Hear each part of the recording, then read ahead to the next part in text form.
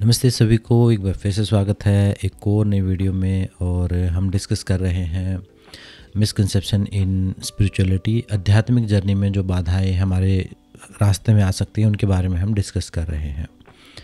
तो आज जिस बाधा के बारे में डिस्कस कर रहे हैं वो ये है कि कई बार हमें लगता है या ऐसी एक सोच बन गई है कि अगर हम आध्यात्मिक होते हैं तो हमें जो भौतिक चीज़ें हैं उनका त्याग करने की ज़रूरत पड़ेगी।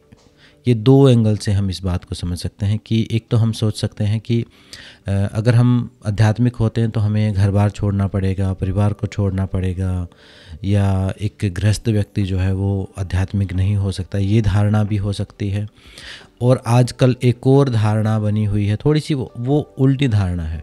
वो ऐसी धारणा बनी हुई है, पहले क्या था कि पहले लोग ये समझते थे कि आध्यात्मिक होना मतलब सब कुछ छोड़ देना, लेकिन आजकल जो है वो आध्यात्मिकता जो है वो प्रोस्पेरिटी के साथ जोड़ दी गई है। मतलब कोई आध्यात्मिक व्यक्ति है और वो कामयाब नहीं है तो वो आध्यात्मिक नहीं है।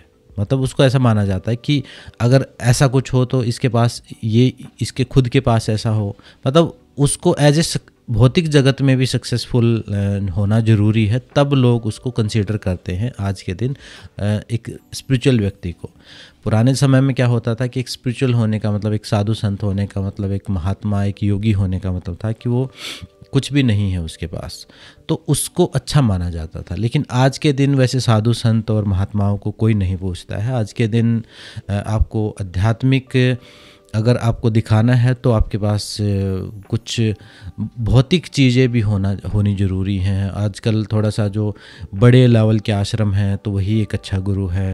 अगर बहुत अमीर लोग उसे फॉलो कर रहे हैं तो मतलब वो एक बहुत अच्छा गुरु है, इस प्रकार से कंसीडर किया जाता है। या फिर रेफरेंस दिया जाता है बड़े बड़े लोगों का कि उस व्यक्ति के पास वो भी गए थे तो वो एक बहुत ही मतलब महान कोई संत हैं तो है। जबकि ऐसा उल्टा है। वैसा नॉर्मली जो सिद्ध लोग होते हैं वो जनसंघ से थोड़ा दूर ही रहते हैं, और इस प्रकार से जिन चीज़ों को हम सोचते हैं कि ये हमें वो दिला दे, हमारी मनोकामनाएं पूरी कर दे, वो रियल आध्यात्मिक जो गुरु होते हैं या आध्यात्मिक जो संत होते हैं वो इस प्रकार से कार्य नहीं करते हैं।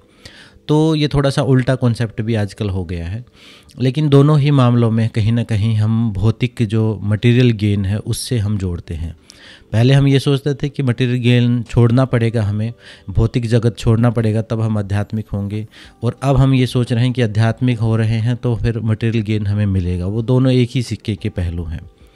तो हमें ये समझना पड़ेगा कि दो प्रकार के जीवन हैं। एक भौतिक जीवन है जिसमें हम अपने कामकाज, अपने व्यापार, अपने परिवार, इस भौतिक जीवन को हम जो हर कोई जी रहा है वो है पहला। दूसरा है जब खुद के ऊपर, जब कई बार ऐसा होता है कि वैसे तो सबके जीवन में होता है लेकिन कुछ लोगों को रियलाइज़ होता है कि यार बाहर की जो चीज़ें हैं वो पूरा सेटिस्फाई नहीं कर पा रही हैं और कुछ चीज़ है जो मिसिंग है। तो ऐसी मैच्योर सोल होती हैं वो अपनी आध्यात्मिक जर्नी शुरू करती हैं किसी न किसी रूप में। तो अब जो हम मिसकंसेप्शन ये है कि जो हम भौतिक जीवन को जोड़ते हैं, मतलब उस बाहर की उस भौतिकतावाद को, उस धन को, उस बिजनेस को जो हम स्पिरिचुअलिटी के साथ जोड़ते हैं वो ठीक नहीं है। अगर आप स्पिरिचुअल हैं और आपके पास धन भी है तो आपको छोड़ने की ज़रूरत नहीं है। आप जो कर रहे हो करते रहो, उसके साथ अपने अभ्यास करते चले जाओ, उसके साथ अपनी तपस्या, अपनी साधना करते जाओ। थोड़ा सा समय तो एक्स्ट्रा निकालना पड़ेगा, वो तो चाहे अच्छी हेल्थ आपको बनानी है तो भी निकालना पड़ेगा। आपको कुछ पाना है तो समय निकालना पड़ेगा। अगर आप मान लो एक बिजनेस कर रहे हो, दूसरा करना चाहते हो तो उसके लिए भी समय निकालना पड़ेगा। वो तो डिमांड तो होगी ही, तभी तो उस दिशा में काम हो पाएगा। वैसे ही आध्यात्मिक जगत के लिए अगर आप अपनी स्पिरिचुअल प्रैक्टिस के लिए तो समय निकालना पड़ेगा। इतना तो थोड़ा सा भौतिक जीवन में डिस्टर्बेंस हो सकता है, उसको आप माने ना माने, क्योंकि उससे ज़्यादा समय तो हम मोबाइल फ़ोन में, इंटरनेट में, नेटफ्लिक्स में, इनमें ख़राब कर देते हैं। उतना त्याग तो करना पड़ेगा। उसके अलावा आपका जो भौतिक जीवन है आप उसको एज इट इज़ जीते रहो, और अपने आध्यात्मिक जीवन को आप साथ साथ ही शुरू कर सकते हो बिना उसको छोड़े। तो हमें ऐसा नहीं कि आध्यात्मिक होने का मतलब कुछ छोड़ना पड़ेगा, कुछ नहीं छोड़ने की ज़रूरत। जो छूटेगा वो अपने आप छूटेगा। और छूटेगा क्या? परिवार नहीं छूटेगा, मटेरियल गेन नहीं छूटेंगे, बिजनेस आपका ख़राब नहीं होगा। छूटेगा तो आपका लोभ छूटेगा, लालच छूटेगा, बुरी आदतें छूटेंगी, बुरे लोगों की संगत छूटेगी, जो गलत है, जो डार्क है, जो आपकी चेतना के विकास में बाधा देता है वो छूटेगा। उसके अलावा आप देखेंगे रिलेशनशिप देख रहे हैं आप तो और संवेदनशील हो जाएंगे, और अच्छे से आप समझ पाओगे उनको, और अच्छे से उनमें इन्वॉल्व हो पाओगे आप। और जो आपका भौतिक जो है ईमानदारी के साथ आप अपने बिजनेस को करेंगे तो उसमें भी आपको फ़ायदा ही होने वाला है, नुकसान नहीं। अब मैं ये नहीं कह रहा कि आपको आध्यात्मिक अभ्यास से कुछ आप अमीर हो जाओगे, लेकिन नुकसान कुछ नहीं होने वाला, उसके साथ साथ आप उसको कैरी कर सकते हो। दूसरी चीज़, अगर आप ये सोच रहे हो उल्टा है उसका कि हम इसलिए आध्यात्मिक हो गए हैं कि आध्यात्मिक लोग बहुत अमीर हो जाते हैं, बहुत धन लाभ होना शुरू हो जाएगा आपको, उससे कोई लेना देना नहीं। उस जो ये भौतिक जीवन है इसका लेना देना आपके कर्मों से है। अगर आपको धन का लाभ चाहिए तो वो कर्म का जो सिद्धांत है उसको आप समझो, आप उसमें दान कर दो, सेवा करो, और कई सारी चीज़ें ऐसी हैं जो मटेरियल गेन आपको दे सकती हैं। और कुछ स्पिरिचुअल प्रैक्टिसेस भी हैं जैसे, लेकिन उनको हम स्पिरिचुअल की बजाय उनको हम भौतिक जीवन के लिए ही यूज़ करते हैं। मान लो कोई साधना उपासना इस प्रकार की भी हैं जो धन के लिए या उन एनर्जी सेंटर्स को एक्टिवेट करने के लिए आप बीज मंत्र हैं, वो सब चीज़ें आप यूज़ करना चाहे कर सकते हैं। लेकिन यहाँ आध्यात्मिक जर्नी का मतलब है जो अपनी तरफ लेके आती है, जो खुद को जानने में, अपने जीवन के उद्देश्य को जानने में जो मदद करती है, वो आध्यात्मिक जर्नी है। बाकी जो हम कर रहे हैं, रिचुअल्स कर रहे हैं, यज्ञ हवन कर रहे हैं भौतिक उसके लिए, मटेरियल गेन के लिए, वो करें तो वो अच्छे कर्म है। अच्छे कर्म करने से अच्छा फल मिलेगा। और उसके भी विभिन्न प्रकार के दान के रूप बताए हैं, विभिन्न प्रकार के यज्ञ के रूप बताए हैं। जब आप दूसरों की मदद करते हैं, सेवा करते हैं, तो उसमें आपको मटेरियल गेन प्राप्त होता है। लेकिन वो कहीं ना कहीं है तो वो थोड़ी सी स्पिरिचुअल साइड की प्रैक्टिस, लेकिन उनको हम ये नहीं कह सकते कि वो आपकी सिर्फ वही करने से आप आध्यात्मिक हो जाओगे। आध्यात्मिक आत्मचिंतन है, आध्यात्मिक एक सेल्फ से जुड़ा जो अपने जागरूकता को बढ़ाना है, अपनी स्पिरिचुअल प्रैक्टिस करना, अपने अंतर आत्मा की मुक्ति के लिए काम करना। तो इस प्रकार से हमें समझना होगा कि जो भौतिक जो है वो अलग है और आध्यात्मिक जो है अलग है। आध्यात्मिक भौतिक दोनों को भी चला सकते हो, अकेले आध्यात्मिक भी चला सकते हो और अकेले भौतिक भी चला सकते हो। ये बीच में डिस्टर्बेंस नहीं है। अगर आप रियल मायने में, एक अमीर आदमी आध्यात्मिक हो सकता है और एक गरीब आदमी भी आध्यात्मिक हो सकता है। अगर मान लो किसी के पास मटेरियल गेन नहीं है बहुत ज़्यादा, एक सिर्फ अपना काम, वो अपना काम चला रहा है, तो उसके जीवन में, उसके मन में भी ये ख्याल आ सकता है मैं कौन हूँ। वो भी अपनी जर्नी शुरू कर सकता है। हम उसको ऐसे जज नहीं कर सकते कि भाई इसके पास कुछ नहीं है तो इसको कुछ नहीं पता होगा। और नॉर्मली देखा गया है कि जो थोड़ा सा जो दुख में, जो कष्ट में जो रहते हैं, उनमें समझ जो है कहीं ना कहीं थोड़ी ज़्यादा ही मिलती है आध्यात्मिक स्तर की, क्योंकि वो बार बार उन कष्टों से गुजरा है। तो एक मैच्योरिटी, एक सोल मैच्योरिटी जो है उनको प्राप्त हो जाती है। तो इस मिसकंसेप्शन को हमें नहीं रखना कि कुछ छोड़ना पड़ेगा या कुछ मिल जाएगा। ये दोनों अलग अलग चीज़ें हैं। इनको आप साथ लेके चलना चाहें तो उस तरीके से भी कर सकते हैं। और अगर किसी समय पर, जैसे बहुत लास्ट लेवल पर, आप समझो कि मुक्ति के एक लास्ट लेवल पर, जैसे बड़े बड़े महापुरुषों के स्तर पर जब हमारी सोल आत्मा चली जाएगी, उस मैच्योरिटी के लेवल पर, उस समय तो लोग राजपाट भी छोड़ देते हैं, सब कुछ छोड़ देते हैं। लेकिन वो जो छोड़ना है वो उनका समझो लास्ट बर्थ। जैसे महात्मा बुद्ध का मान लो, आपको लग रहा है कि आप वो राजा थे, उन्होंने सब कुछ त्याग कर दिया था, आप भी ऐसा कर दोगे। आप नहीं करने वाले हो ऐसा। कारण क्या है? क्योंकि आपकी सोल मैच्योरिटी उतनी ज़्यादा नहीं है। वो अंत की बात है। बड़े बड़े जो महावीर जैन जो थे, वो भी, उन्होंने भी इसी प्रकार से छोड़ा था।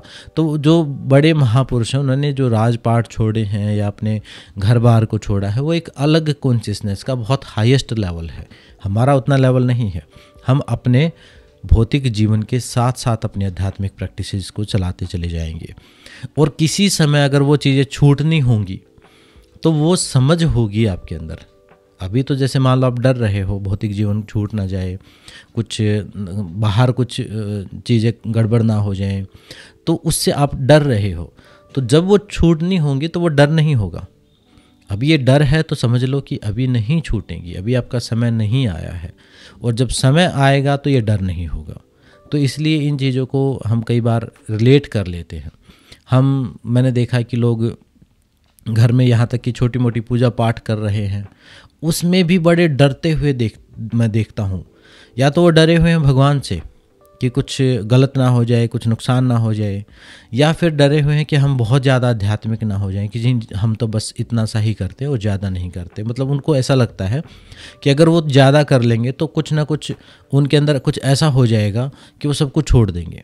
ऐसा नहीं है, बल्कि मैं कह रहा हूँ कि अगर जीवन को जीना है, आपके पास मटेरियल गेन है, तो उसके बाद आपका उद्देश्य आध्यात्मिक होना ही होना चाहिए। उस मटेरियल गेन को आप तभी तो आनंद उसका ले पाएंगे, उसके अलावा तो वो विनाश में ही जाने वाला है। या फिर अगर एक मूर्ख आदमी के पास धन हो तो वो कुछ ना कुछ नुकसान करेगा, और एक स्पिरिचुअली इंटेलिजेंट आदमी के पास धन हो तो वो उससे 10 लोगों का और भला कर सकता है, और लोगों को नौकरी दे सकता है, अपने कर्म के सिद्धांत को समझते हुए उसका दान कर सकता है, उसको किसी ऐसी अच्छी जगह लगा सकता है, कोई स्पिरिचुअल स्कूल बना सकता है, कोई आश्रम बना सकता है, कोई लाइब्रेरी बना सकता है, किसी को बुक्स दे सकता है, किसी की स्टडी करवा सकता है। बहुत उस धन के सदुपयोग वो करेगा।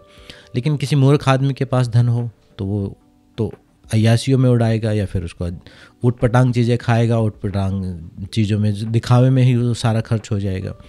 तो एक आध्यात्मिक व्यक्ति को अमीर होना चाहिए, और एक अमीर आदमी को भी आध्यात्मिक होना चाहिए। ये दोनों को साथ मिला के उनका इंटीग्रेशन किया जाए तो बेस्ट कॉम्बिनेशन है। अगर इंटीग्रेशन नहीं है, धन नहीं है, और आप सिर्फ आध्यात्मिक हैं तो भी ठीक है, गलत नहीं है। उस जर्नी को आप कंटिन्यू रखो। और आपके पास धन है लेकिन आध्यात्मिकता नहीं है तो फिर आपको थोड़ा सोच विचार करना चाहिए, आपको उस दिशा में थोड़ा सा चिंतन करना चाहिए। क्योंकि एक रैट रेस है, एंडलेस है। कभी आप कुछ पालोगे तो आपको लगेगा थोड़ा और सारी उम्र इसी में बीत जाने वाली है। तो अपनी थोड़ी आध्यात्मिक जर्नी पर ध्यान देना चाहिए। तो हमें थोड़ी प्रैक्टिस करनी चाहिए, कुछ और समझ पैदा करनी चाहिए। हालांकि ये समझ ऐसे बोलने से आती नहीं, ये समझ कहीं भी किसी को भी किसी अवस्था में प्राप्त हो सकती है, लेकिन ये कहीं ना कहीं सोल मैच्योरिटी, जो पास्ट लाइफ में हमारा किया गया अभ्यास है, वो कहीं ना कहीं एक वो सवाल खड़ा करता है। और वो कहीं भी हो सकता है, वो अमीर के घर भी हो सकता है, वो गरीब के भी घर हो सकता है। कितने सारे संत बिल्कुल इतने गरीब भी हुए हैं और बहुत अमीर भी हुए हैं। तो उस बाहरी जीवन से कुछ खास लेना देना है नहीं। हाँ, इफ़ेक्ट कर सकते हैं, थोड़ा बहुत इफ़ेक्ट तो करेंगे, लेकिन ऐसा नहीं कि वो सब कुछ छोड़ना पड़ेगा। ऐसा भी नहीं कि आप बिजनेस कर रहे हो तो आपको आध्यात्मिक नहीं हो सकते, कर सकते हो बिल्कुल। कितने सारे लोग कर रहे हैं, अपने आध्यात्मिक जीवन को भी कैरी करते हुए दूसरों को भी रास्ता दिखा रहे हैं। और कितने सारे लोग ऐसे भी हैं जो भौतिक जीवन जीते हुए आध्यात्मिक कर रहे हैं, और आध्यात्मिक जीवन जीते हुए भौतिक, दोनों में इंटीग्रेशन करो, दोनों में संतुलन बना के रखना है। बस ये ध्यान रहे, योग समत्वम उच्यते, संतुलन का सिद्धांत आपको याद रखना है। अगर अति उधर हुई तो भी गड़बड़ है, अगर अति इधर हो गई, बहुत एक्सट्रीम आप आध्यात्मिक हो गए, लेकिन धन को आपने सोचा कि ये तो माया है, ये तो भोग विलास की चीज़ है, ये सोचने की बात नहीं है, ये रियलाइज़ करने की बात है। जब रियलाइज होगा तो अपने आप छूट जाएगा। आपके पास आपको जितनी ज़रूरत है उतना ही यूज़ करोगे। लेकिन अगर ज़बरदस्ती उस चीज़ को, उस प्रिंसिपल को ही थोप रहे हो अपने ऊपर, तो वो गलत है। वो नहीं, आपको धन भी उतना ही ज़्यादा ज़रूरी है। धन होगा तो ही तो आप अभ्यास कर पाएंगे शांति से। नहीं तो जब आप ध्यान में बैठे होंगे तो ध्यान आप धन का करेंगे, और ध्यान भगवान का थोड़ा कर पाएंगे। धन के बारे में ही सोचते रहेंगे, धन के ही आइडियाज़ करते रहेंगे। तो इसलिए धन और ध्यान दोनों का संतुलन हमें एक जीवन में बना के चलना है, एक दूसरे के अपोजिट नहीं है। जो अपोजिट बना रहे हैं तो हमारी ही धारणा, हमारी ही सोच बना रही है। हमें ये एक दूसरे के सहयोगी है। अगर ध्यान है तो धन बहुत अच्छे कमा पाओगे, ध्यान से प्रोडक्टिविटी बढ़ेगी आपकी। और धन है तो ध्यान अच्छा कर पाओगे, संतुष्टि बाहर से तो एटलीस्ट सारे झंझट छोड़ के आप थोड़ी देर समय दे पाओगे। तो धन और ध्यान दोनों एक साथ आप लेके चलें, वो ज़्यादा अच्छा है आज के युग के हिसाब से। अभी क्योंकि सामाजिक व्यवस्था ऐसी है कि अगर आपके पास धन नहीं होगा तो ध्यान करने का समय भी नहीं मिलेगा, और उस चीज़ की वैल्यू भी नहीं की जाएगी, और किसी को कुछ बताएंगे वो मानेगा भी नहीं।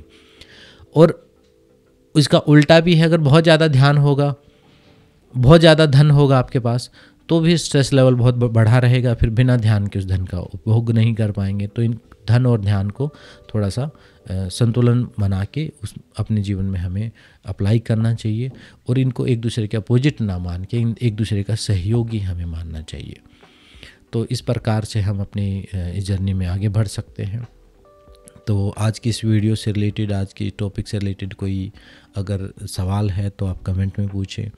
अगर वीडियो आपको अच्छी लगती है और समझ में आती है तो आप कमेंट करके मुझे ज़रूर बताएं, क्योंकि मुझे पता है कुछ चंद लोगों ने ही ये वीडियो देखनी है, लेकिन अगर उनमें से आप हो तो आप अपने कमेंट में अपनी कोई भी बात शेयर करें जैसा आपको समझ है। अगर नहीं समझ में आ रहा है तो भी आप बता सकते हैं। कोई पॉइंट ऐसा लग रहा है कि ये पॉइंट मुझे नहीं समझ में आया तो भी आप बता सकते हैं। तो आज की इस वीडियो में इतना ही, मिलते हैं नेक्स्ट वीडियो में। सबका धन्यवाद, सबको नमस्ते।